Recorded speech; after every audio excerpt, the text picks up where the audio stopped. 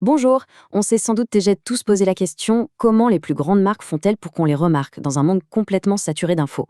Eh bien aujourd'hui, on va décortiquer leur plan d'action, la fameuse communication 360 degrés. Une stratégie pour se construire une présence forte et surtout cohérente. Commençons avec cette idée qui est vraiment au cœur de tout. Une marque qui reste en tête, ce n'est pas celle qui vend juste un truc, c'est celle qui raconte une histoire. C'est ce principe qui guide toute bonne communication et qui va nous guider tout au long de cette analyse. Alors, voici le programme. On va d'abord regarder le défi actuel, puis on va décortiquer les 3 grandes étapes pour construire une stratégie qui tient la route. Et pour finir, on verra ce qui fait vraiment la différence entre un succès et un échec cuisant. Allez, on y va. Bon, le grand défi aujourd'hui, c'est quoi au juste? En fait, c'est assez simple. C'est fini, le temps où une seule pub sur un seul canal suffisait. Maintenant, une marque doit penser comme un véritable écosystème. Elle doit être un peu partout, adapter son discours, mais sans jamais se trahir. Et la solution à ce défi, elle porte un nom, la communication 360 degrés. Le but ultime, c'est qu'une marque soit tellement cohérente dans sa façon d'être qu'on la reconnaisse tout de suite, sur n'importe quel support, même si on enlevait le logo. Ça, c'est la vraie signature d'une stratégie qui a tout compris. Pour s'y retrouver dans cet écosystème, il y a une sorte de boussole, le modèle PESO. Ça divise la com en 4 grands territoires. Le paid, donc la pub payante pour une visibilité rapide. Le earned, c'est la crédibilité qu'on gagne via la presse ou le bouche à oreille. Le shared, c'est l'engagement sur les réseaux sociaux. Et enfin, le owned, ce sont les canaux que la marque contrôle, comme son site web. Le secret, ce n'est pas de tout faire, mais de trouver le bon cocktail, le mix parfait pour atteindre ses buts. On passe à la pratique. Première étape concrète. Avant même de penser à où on veut aller, il faut savoir exactement d'où on part. Et ça, c'est le rôle de l'audit de communication. Alors attention, un audit sérieux, ce n'est pas juste jeter un coup d'œil. Non, non. C'est un processus super méthodique. On collecte toutes les infos, on analyse à la loupe les supports, le discours, l'identité visuelle, puis on se compare aux concurrents. Et c'est seulement après tout ça qu'on peut poser un diagnostic clair. Et pour résumer ce diagnostic, l'outil roi, c'est le SWOT. Mais là encore, attention, on ne parle pas du SWOT business classique centré sur les finances. Non, ce SWOT-là, il est vraiment focalisé sur la communication. Comment la marque est perçue? Est-ce que son message est cohérent? Est-ce que ses actions sont pertinentes? Ok, le diagnostic est posé, on sait où on en est. Maintenant, deuxième étape, on définit la destination. Quels sont les objectifs à atteindre? Et surtout, à qui est-ce qu'on veut parler? C'est le moment de définir les cibles. Les objectifs, ça se joue sur 3 niveaux. Mais le point vraiment crucial ici, c'est qu'un bon objectif doit être SMART, spécifique, mesurable, atteignable, réaliste et défini dans le temps. Dire « faire connaître la marque », en soi, ça ne veut rien dire, c'est trop flou.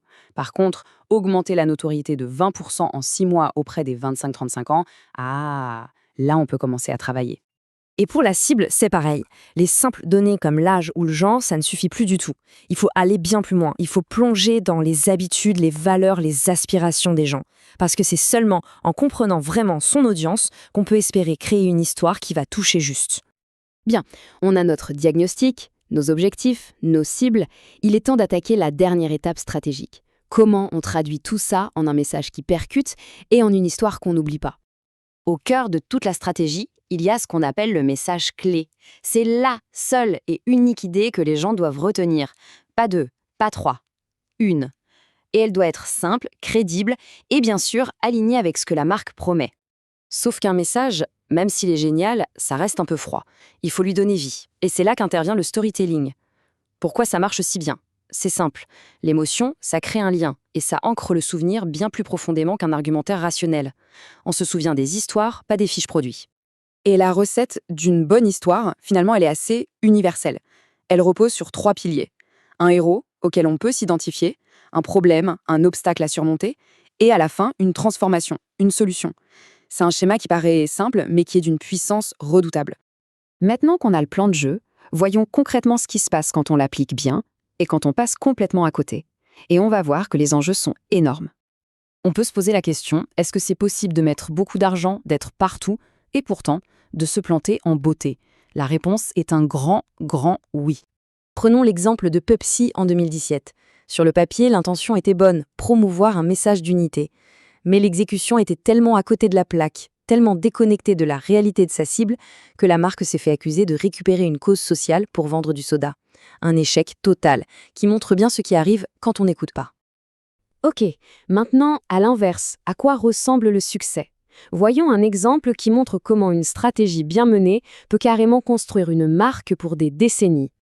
Le cas de Dove, il est juste exemplaire. Tout part d'un constat, d'un insight simple mais terrible. La plupart des femmes ne se trouvent pas belles. En partant de cette vérité, la marque a construit une communication 360 degrés d'une cohérence parfaite. Des affiches avec de vraies femmes, des vidéos virales ultra puissantes et même des programmes éducatifs dans les écoles. Et le plus fou, c'est que cette stratégie tient depuis presque 20 ans. Et le résultat, ce n'est pas qu'une question d'image, loin de là. Dans les 2 ans qui ont suivi le lancement de cette campagne, les ventes de Dove ont augmenté de 600%. Voilà. C'est la preuve que la cohérence et l'authenticité, ce n'est pas seulement bien, c'est aussi très, très rentable. Donc s'il y a une chose à retenir de tout ça, c'est bien celle-ci. Le plus important, ce n'est pas d'être partout, c'est d'être cohérent partout. L'objectif, ce n'est pas de crier plus fort que les autres, c'est de parler d'une seule voix, une voix claire et constante sur tous les points de contact. Cette phrase, elle résume tout. On ne parle plus de vendre un objet, mais bien de partager une vision du monde. Et c'est ce passage du produit à la vision qui crée une connexion vraiment durable avec les gens. Pour finir, voilà une petite question à garder en tête. La prochaine fois qu'on choisit un produit, on peut se demander qu'est-ce que la marque derrière raconte vraiment. Est-ce qu'elle vend juste quelque chose ou est-ce qu'elle partage une vision? La clé de la communication 360 degrés, elle est là. Merci d'avoir suivi cette analyse.